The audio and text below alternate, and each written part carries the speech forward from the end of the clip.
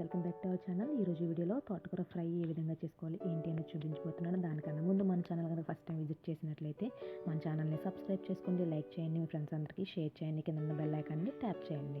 So పర్ఫెక్ట్గా మనం ఇంట్లోనే చాలా ఈజీగా మనం టేస్టీగా తోటకూర ఫ్రై అనేది చేసుకోవచ్చు. దీనికి కేవలం పోపు దినుసులు ఉంటే చాలండి. అంతేకాదు తోటకూర అనేది కూడా మంచిగా ఉన్నది తీసుకోవాలి, అంటే లేతగా ఉండేది తీసుకోవాలి. ముద్రగా ఉండడం వల్ల తోటకూర అనేది త్వరగా మగ్గదన్నమాట. అంటే ఫ్రై అయినా కూడా మనకి ఆకులానే ఉండిపోతుంది, టేస్ట్ అనేది ఉండదు. సో పర్ఫెక్ట్గా రావాలంటే మంచి తోటకూర, లేతగా ఉన్న తోటకూర అనేది తీసుకోవాలి. దీనికోసం నేను ఒక 7 నుంచి 8 కట్టల వరకు తీసుకున్నానండి. సో చాలా లేతగా ఉంది, చాలా కలర్ఫుల్గా ఉంది కూడా. మంచి తోటకూర ఫ్రెష్గా ఉన్నది తీసుకున్నాను. సో ఇందులో నేను వెల్లుల్లిపాయలు అనేది మాత్రం తోటకూరకి మంచి ఫ్లేవర్ అయితే ఇస్తుంది. సో నేనైతే ఇక్కడ ఇందులో మొత్తం 2 వెల్లుల్లిపాయల వరకు శుభ్రంగా రెమ్మలన్నీ తీసేసుకుని వేసుకున్నానండి.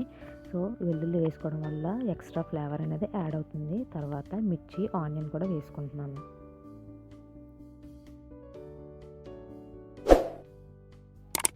సో ఆనియన్స్ మిర్చి ఫ్రై అయిన తర్వాత మనం రిమైనింగ్ పోపు దినుసులు, మినపప్పు, శనగపప్పు, ఆవాలు, జీలకర్ర మిగతావన్నీ కూడా యాడ్ చేసుకోవచ్చు. సో ఇందులో నేను కారం అది ఏమీ యాడ్ చేయను కాబట్టి ఓన్లీ ఎండుమిర్చి, పచ్చిమిర్చి అయితే సరిపోతుందండి. తర్వాత ఇందులో పోపు దినుసులు అయితే వేసుకుంటున్నాను. పోపు దినుసులు ఎక్కువగా ఉంటే మాత్రం టేస్ట్ బాగుంటుంది. సో మీకు మీ వీలుని బట్టి మీరు ఎన్ని తింటారో దాన్ని బట్టి మీరు పోపు దినుసులు అనేవి యాడ్ చేసుకోండి.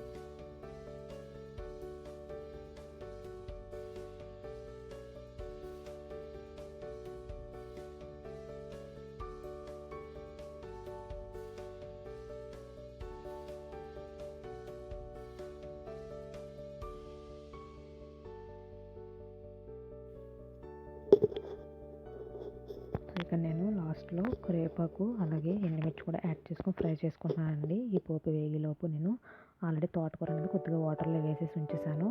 వాటర్లో వేసి 2 to 3 minutes ఉంచేస్తే అందులో ఉన్న ఇసుక మట్టి అంతా కూడా అడుగుకి వెళ్ళిపోతూ ఉంటుంది. తర్వాత నీట్గా మనం తోటకూరని 2-3 సార్లు వాష్ చేసుకుంటే సరిపోతుంది.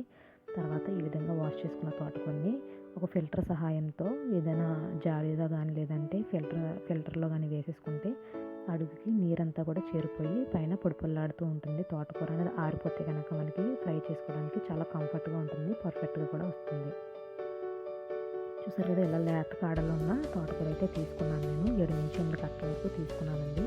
సో ఇంత తోటకూర కూడా మనకి మగ్గిపోయిన తర్వాత, బాగా ఫ్రై అయిన తర్వాత మనకి చాలా తక్కువ క్వాంటిటీ అనేది అవుతుందన్నమాట.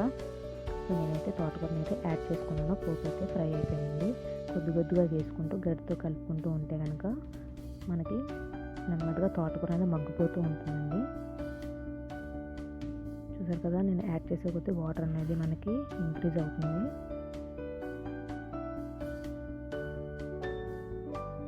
బండిలో వేసి హై ఫ్లేమ్లో పెట్టుకోవాలండి. వాటర్ అంతా ఇంకిపోయేంత వరకు కూడా మనం హై ఫ్లేమ్లో పెట్టుకుని ఫ్రై చేసుకోవాలి. ఈ వీడియో కనిపించినట్లయితే తప్పకుండా లైక్ చేయండి, షేర్ చేయండి, సబ్స్క్రైబ్ చేయండి, కింద ఉన్న బెల్ ఐకాన్ ట్యాప్ చేసి ఆల్ని క్లిక్ చేయండి.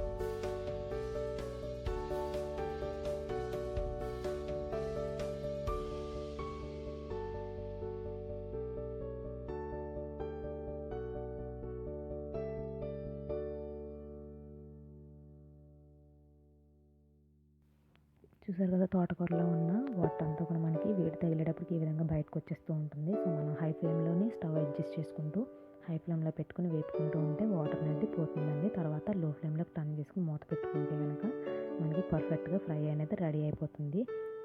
లో ఫ్లేమ్లో పెట్టుకుని మూత పెట్టుకున్న తర్వాత ఒక 1 to 2 minutesలో మళ్ళీ వెళ్ళి కలుపుతూ ఉండండి, లేదంటే అడుగంటుతూ ఉంటుంది. సో చూసారు కదా, ఫ్రై అయితే అయిపోయింది. మధ్యలో ఒకసారి మళ్ళీ కలుపుతున్నాను.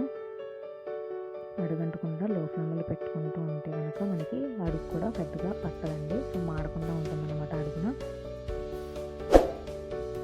సో చాలామంది ముందే తోటకూర వాటర్లో వేసి ఉడకబెట్టుకుని తర్వాత పోపు కూడా వేసుకుంటారు. మీరు ఆ ప్రాసెస్లో కూడా చేసుకోవచ్చు, కానీ దానికన్నా కూడా ఈ ప్రాసెస్లో చాలా టేస్టీగా ఉంటుంది.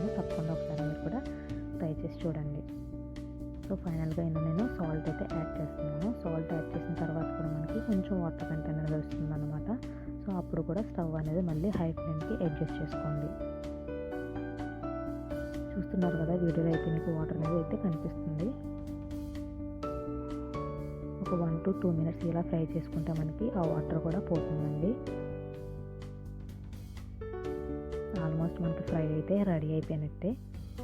చూసారు కదా, ఫ్రై అయితే రెడీ అయిపోయింది. ఆయిల్ కనిపిస్తుంది చూసారా, చుట్టూరు మీకు ఆయిల్ అయితే కనిపిస్తుంది. పోపులన్నీ కూడా బాగా కనిపిస్తున్నాయి. క్వాంటిటీ చూసారు కదా ఎంత అయిందో ఇది. సో చాలా టేస్టీగా ఉంది. కారం అది కూడా పర్ఫెక్ట్గా సరిపోయింది. ఈ వీడియో మీకు కూడా చాలా హెల్ప్ఫుల్ అయిందని అనుకుంటున్నాను. సో మీకు కనుక వీడియో నచ్చినట్లయితే తప్పకుండా లైక్ మాత్రం చేయండి, షేర్ చేయండి, సబ్స్క్రైబ్ చేయండి. కింద బెల్ ఐకాన్ ట్యాప్ చేసి ఆన్లో క్లిక్ చేయండి. Thanks for watching.